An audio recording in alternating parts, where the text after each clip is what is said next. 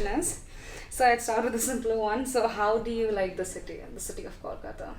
Oh, thank you for this interview. Of course, I like it. I like the city and the festival because they're connected. We had readings in different venues, and I discovered the city a couple of days before the opening of the festival. I came a couple of days before because I wanted to see Kolkata, and thanks to my Indian friends.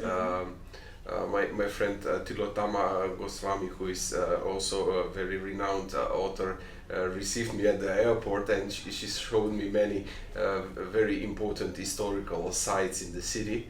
And I like the city. I like the atmosphere. I like its rhythm, which is really amazing. And I wanted also to see some very important places related to Rabindranath Tagore, who is one of my favorite poets. One other reason why Kolkata is so important to me because I'm coming from Skopje, the capital of Republic of Macedonia, which is a birthplace of Mother of Teresa, who spent her life here. And there are many connections, and of course poetry, because it's a city of poetry. It's a city of poets, and it's a very artistic place. Yes. So going to the first question, so how do you see the present world of poetry nationally and internationally? National, you mean about my? Yes, sir. About the world of poetry, in my about your country, yes, and yes, then yes. Internationally. Yes, okay. I would start with Macedonian poetry scene, which is very vivid, very interesting scene. There are many young poets who have really very interesting books, but we have also very rich tradition, starting from the folk poetry and then to the modern poets, starting from Kočoracin and then the first generation after the Second World War, like Blaže Koneski, Aco Šopov, Slavko Janevski, and the second generation, which is very important as well, the third generation. And now we have authors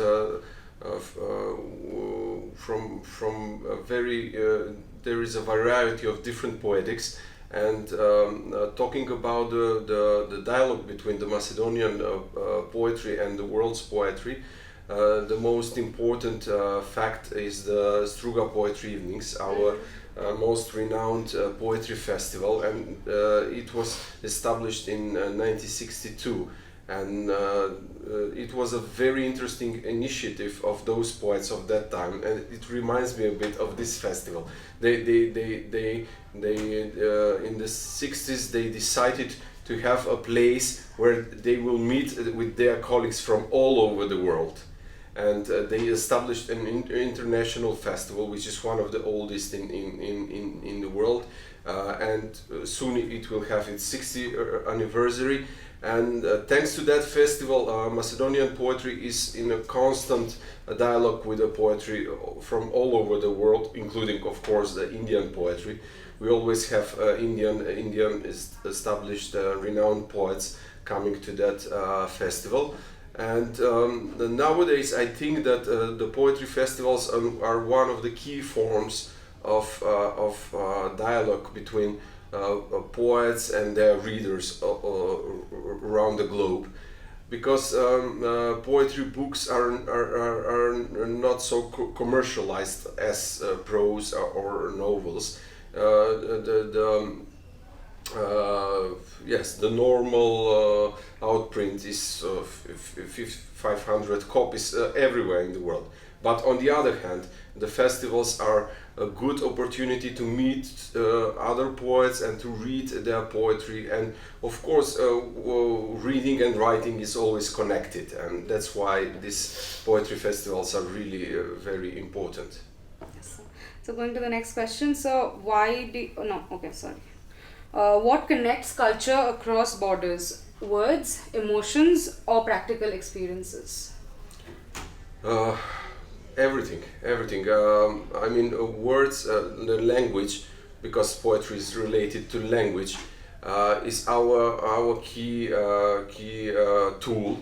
to express and to share our human experiences. And of course, that's why language is important. On the other hand, translating poetry is important, because, for instance, I'm coming from a little country with only 2 million inhabitants, and it's a little language, but thanks to the translations in many other languages, and I'm very happy that some of my poems were translated into Bengali, into Hindi language, and I know that now I have new readers, and that's a great experience. And talking about sharing inner human experiences of life, poetry it's amazing, because even with a couple of verses of some poets from India, for instance, I had a feeling that I have also a very similar experience, or also facing the experience of the others thanks to the language. It's amazing thing. Thank you, sir. So going to the another question. So, do you conceive a poem, or does poetry happen to you? Um, it both. Sometimes I feel that the poetry is coming, and I just have to note. But in some cases, I have a feeling that those notes are not enough. I have to work on those poems, and that's why writing poetry is a life process. It's not only about the moments that you write the poem. Sometimes you have to wait. Sometimes you realize that some poems, or even a whole cycle or a whole book, is a result of reading many books, of many new experiences, encounters with new authors, and that's why I think it's a very complex and very at the same time it's very inspiring process. So going to the last question. So, what appeals to you as a reader, the poet's voice or the poet's alter ego? Uh, You as a reader. as a reader, the first thing I noticed is the voice. Yes, that's why I'm interested to hear poets reading their own poems. But as a reader, I also feel the voice of one poet, and I think voice.